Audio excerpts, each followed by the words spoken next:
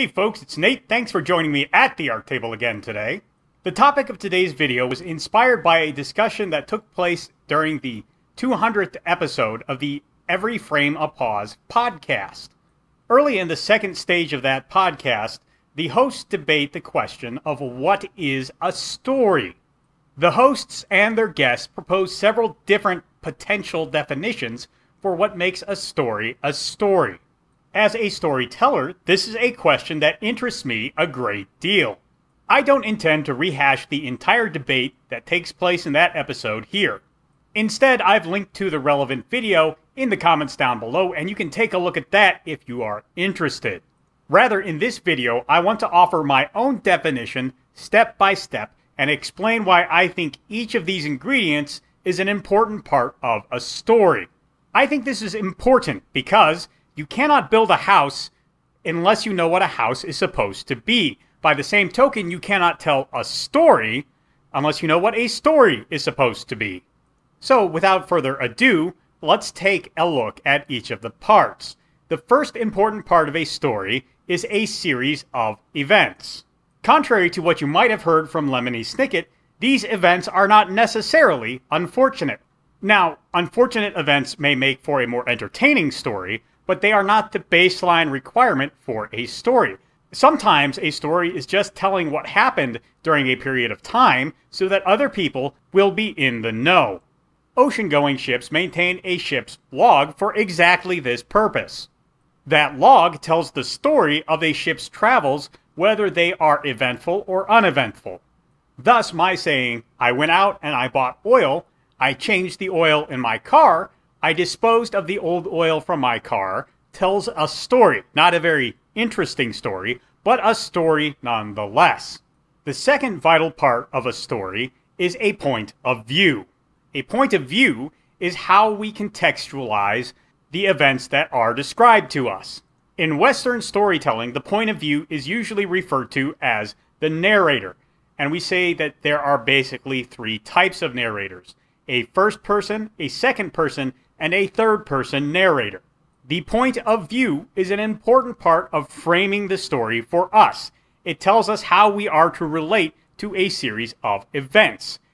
In the story I just told about my oil change, I told it from the first person point of view because I wanted to describe a series of events that I did.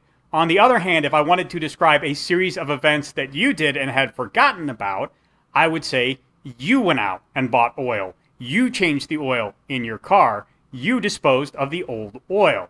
Now, it may seem odd to present narrative viewpoint as an integral part of storytelling, but point of view is indispensable from storytelling because without point of view, we cannot give the audience a narrative through line.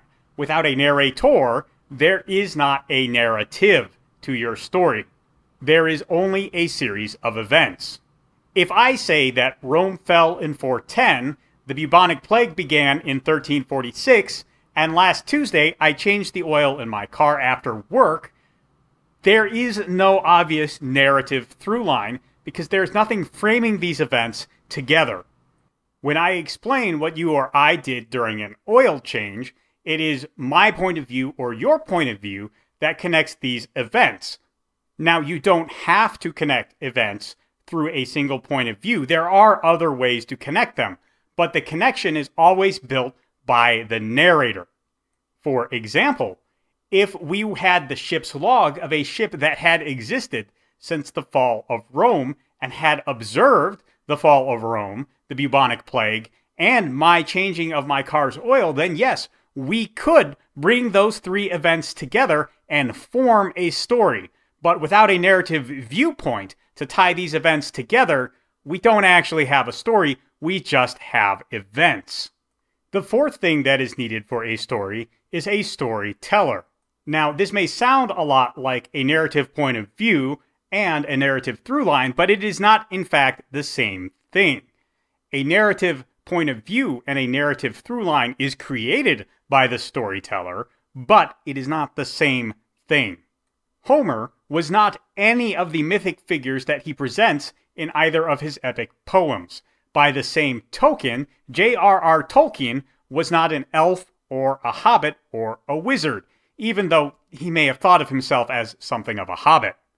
Rather, these legendary storytellers took a narrative point of view and constructed a narrative through line, and then presented us with a series of events that told the stories they wished to tell. They created a narrative through line for us to receive, rather than simply creating a set of events that we were then expected to create a narrative through line for. The best contrast I can offer to this is the AI program LaMDA. I have already done a video where I break down LaMDA's attempt at storytelling and why I think it fails. For the purposes of our discussion, I'm just going to draw one point out of that video and expound on it a bit, and that point is where LaMDA mentions a monster with human skin. This is very fascinating because LaMDA presented us with two things that are often presented in storytelling about monsters. However, it does not tell us anything more about these two facts. Is the monster wearing human skin? Has it flayed the skin from a human being and is carrying it about? Is the creature's skin like that of a human in spite of the fact that it has other monstrous features like 12 eyes or 6 arms? We don't know because LaMDA does not tell us. LaMDA is incapable of telling us. It has only found two things that are often parts of stories and sometimes presented together and then put them together and presented them to us. There is no narrative through line in LaMDA's story because LaMDA is an artificial intelligence. It does not understand framing or cause and effect, and so it cannot actually tell us a story.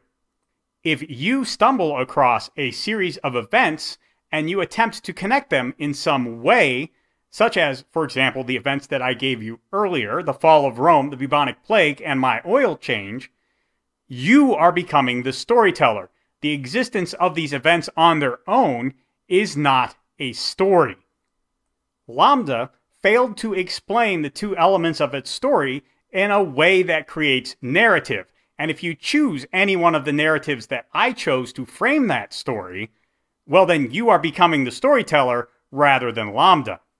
In short, a story requires narrative points of view and a narrative through line in order to be a story, in order to fulfill the cause and effect nature of a narrative. And if a series of events exists without that, the first person to stumble across them and provide a narrative point of view and a narrative through line becomes the storyteller, whether that was their intention or not. The final element that must exist for a story is an audience to hear the story who can then repeat that story. Since stories require a narrative viewpoint and a narrative through line to change a series of events into an actual story, we cannot know if that story was structurally sound until we have imparted it to someone else and then seen whether they tell the same story themselves. If I tell a story about my oil change, and then you tell a story about your oil change, we have told two different stories. Even if we have the same car in the same place, two different people perform the oil change. Even if we actually change the oil together, that is still a new story because we have introduced a new narrative viewpoint in which there are two characters instead of one. You actually see this exploited quite a bit in mysteries, where the same series of events will be reframed and re-narrated by different characters, giving us essentially different stories. Thus, if I tell a story, and then another person tells that story back to me, but changes some part of the narrative framing or the narrative through line, they have essentially told a new story. Only if this story can be repeated back without significant changes can we deduce that a story has been successfully communicated. And if a story cannot be understood at all, then there has been a real breakdown in storytelling. Look at something like the Voynich manuscript, a book written entirely in code and missing probably several dozen pages. It contains quite a bit of text and a number of illustrations, but which no one can understand. Is it just presenting a series of facts, or is it presenting us with a narrative, a story? Well, we don't know because we can't even understand it. And if we cannot understand it, then we cannot repeat it, and then we do not have a story, because we do not have a storyteller. At best, we have a series of events that have no framing and no point of view, because there is no storyteller and there is no audience to hear the story and confirm that they have understood it. This then is how I would define a story. It is a series of events told from a narrative point of view with a narrative through line by a storyteller to an audience that can then repeat the story, confirming that the story has been properly conveyed. But that's just how I approach the question when I am trying to build a story. Let me know how you do it down in the comments below. There's a like button and a subscribe button down there. You can use those as you see fit, and I will talk to you later.